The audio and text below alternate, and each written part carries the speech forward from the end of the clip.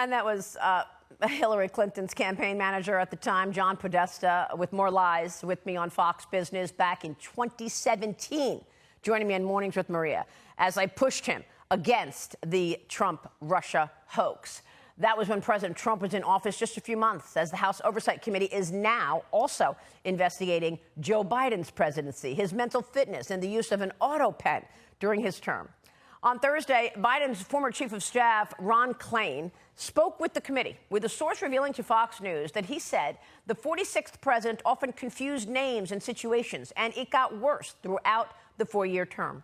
Joining me now with more on the two biggest political scandals of our time, both orchestrated by the Democrats, is Molly Hemingway, editor of The Federalist, and Peter Schweizer from the Government Accountability Institute, who also saw through these scandals early on. Great to be with you. Great to be aligned with you both. You've done incredible work over the last 10 years. Thank you. Molly, kick us off here. Give us your analysis of Ron Klain's testimony and the use of the auto pen. Is any of that legitimate now that we know that we're not sure if Joe Biden actually knew what he was doing? Of course, it's legitimate to look into what the mental condition of President Biden was and what the people closest to him were doing about it. And we have in this testimony Ron Klain admitting that people knew that there were problems with Joe Biden late into his term. But I think it's worth remembering that yes, everybody saw that that was happening. What happened also was this conspiracy of Democrats to hide that information or hide it from being a big deal. But it would not have worked without a fully compliant media. That is what links the Biden-Klein story to also the Russia collusion hoax. When you have the Russia collusion hoax and people conspiring to spread a false narrative, it wouldn't have worked if everybody in the media, with a few small exceptions, hadn't gone along with it and run with these false claims. That's a great point. Peter. Yeah, no, I agree with Molly. And also, look, the notion that these White House staffers are somehow insisting that, no, he seemed fine to us is ridiculous. Just look at the numbers. He had, in 2021, 58 known phone calls with foreign leaders. By 2024, it was down to 20. Look at the press conferences. He went from having 9 solo press conferences in 2021 to having 0 in 2024. There are conscious decisions that were being made to make sure that he was not exposed to the public. So they all knew what was going on. And Molly's exactly right. You expect that from White House officials, but the media was completely negligent on this. I mean, it's just so extraordinary, the efforts that they went to stop President Trump. And is it, do you think, Peter, an effort to hide the fraud that perhaps they were committing, or was it that they just didn't want a businessman in there? They knew that he knew what they were doing. I mean, think about it. You know, you had 90+ indictments. You had lies, attacks, made-up stories like Russia collusion, not to mention 2 assassination attempts. Yeah, no, I think you're exactly right. And look, here's the bottom line with Joe Biden. Joe Biden was the so-called centrist candidate in 2020. When he became president, he became one of the most progressive, perhaps the most progressive left-wing president we've ever had. That is a reflection of the staff. I don't think Joe Biden pivoted that quickly. So the reason that the progressive left didn't mind this is because they were getting exactly what they wanted. And if you look at the interviews that Hunter Biden has been giving, I think it plays out this same dynamic, this bitterness that the Biden family has that said, look, we did what you wanted and you stabbed us in the back anyway. Yeah, and look, you've got to also point out, Molly, that many of the people who were working in the Biden administration were the very same people who planted and pushed this Russia collusion lie that we just spoke about with CIA Director John Ratcliffe, and we will be speaking with Devin Nunes shortly. Your reaction?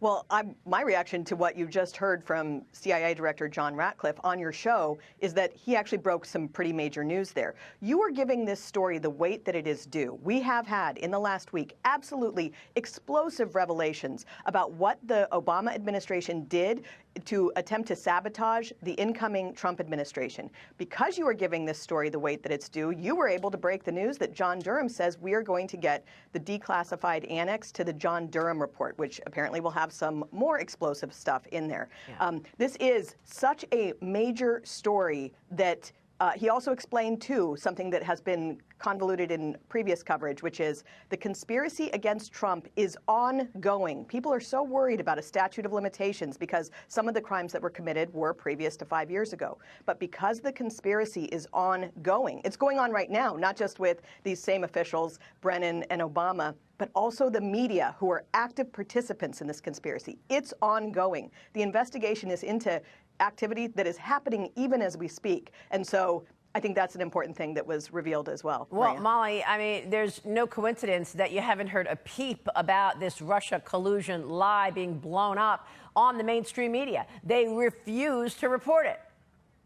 They refuse to report it because it makes them look bad. Again, Obama, Brennan, and Comey could have done everything that they wanted to do to pit this false narrative. But if they had had skeptical media, more than the about 10 of us there that were skeptical, then they never would have been able to accomplish it. And people are they're wanting to forget how bad it was. It was years of absolute hysteria. It absolutely destroyed years of an administration. It ruined people's lives. It ruined foreign relations. I mean, it's no laughing matter to falsely accuse another country of conspiring with the incoming president. That's the type of thing where wars break out. Yes. And so for people to say, we want to move on, and that's only because the media were active co-conspirators in these crimes. That's exactly right. And Peter, if you go back and think about the way President Trump was dealing with being commander-in-chief, he didn't have cooperation. He didn't have people who wanted to be in the administration. A lot of people were skeptical about even joining his administration, so he couldn't get the right people in the jobs.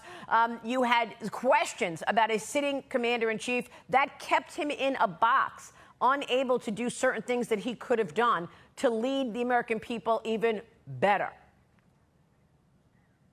Yeah, no, I think that's a great description, Maria. And of course, I think they're probably trying to do that right now in different ways.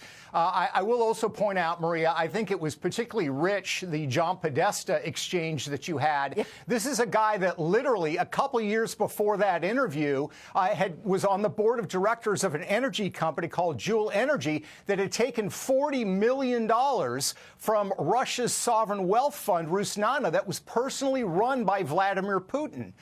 So it's absurd what they did. Look, I think the more transparency is the better. One name I'd like to see out there more is Gina Haspel. She was the CIA director appointed by Donald Trump. She certainly had access to this material. It's interesting to me that she had been the London chief of the CIA in the 2000s. In 2014, John Brennan sent her back to London, which is a highly unusual move.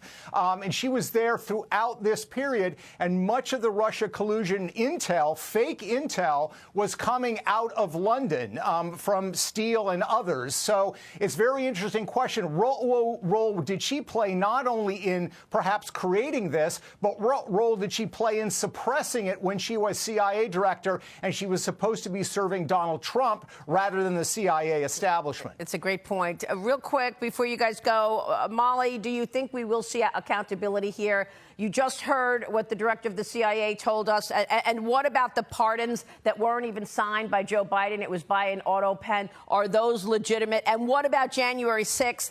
Is there more to discover there? It will not be good if there is not accountability. Some of the crimes that were committed here are quite serious. And so I think the DOJ needs to be thinking very hard about how to make it happen. But we also need to understand that Obama and Brennan and Comey, they're all out of office. But the media who did this, they're still in office. They're still perpetrating hoaxes against the American people. They're still meddling in every election by just receiving propaganda and regurgitating it instead of doing actual journalism. Yeah. So the accountability has to include the media as well. I want to thank you both for your incredible work, your courage, and your journalism. Molly Hemingway, Peter Schweizer, thank you. Happy to be aligned with you. We'll be right back with Devin Nunes.